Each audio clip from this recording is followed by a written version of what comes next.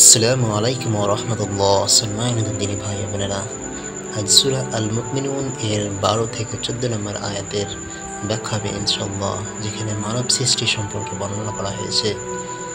আল্লাহ তাআলা মানুষকে কীভাবে সৃষ্টি করেছেন, প্রথমে মাটি থেকে, তারপরে শুক্রবিন্দু থেকে, এবং কিভাবে তাকে একটি পরিণত মানুষের সৃষ্টি করেন সে সম্পর্কে বিস্তারিত বর্ণনা করেছেন। আজ সেই বিষয়ে আলোচনা হবে ইনশাআল্লাহ। সূরা আল মুমিনুন এর 12 নম্বর আয়াতে বলা হয়েছে, যার তাফসীর হচ্ছে, আর অবশ্যই আমি মানুষকে সৃষ্টি করেছি মাটির উপাদান থেকে। 13 নম্বরে বলা হয়েছে, তারপর আমি তাকে শুক্র বিন্দুরূপে স্থাপন করি এক নিরাপদ ভাণ্ডারে।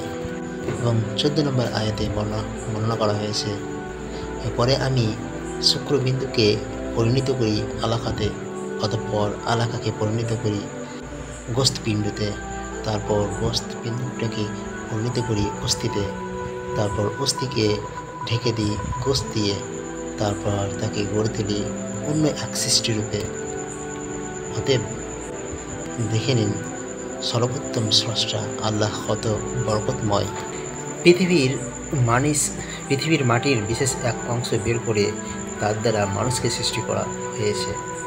মানব সৃষ্টির সূচনা আদম আলাইহিস সালাম থেকে এবং তার সৃষ্টি মাটির সারাংশ থেকে হয়েছে। আলোচ্য আয়াতসমূহে মানব সৃষ্টির 7টি স্তর উল্লেখ করা হয়েছে।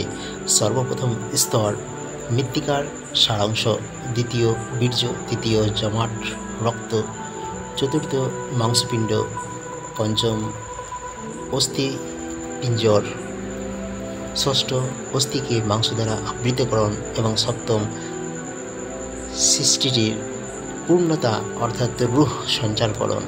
আল্লাহ তাআলা কোরআনে এ শেষোক্ত স্তরকে এক বিশেষ ও স্বতন্ত্র ভঙ্গিতে বর্ণনা করে বলেছেন, তারপর আমি তাকে এক বিশেষ ধরনের সৃষ্টি দান করেছি।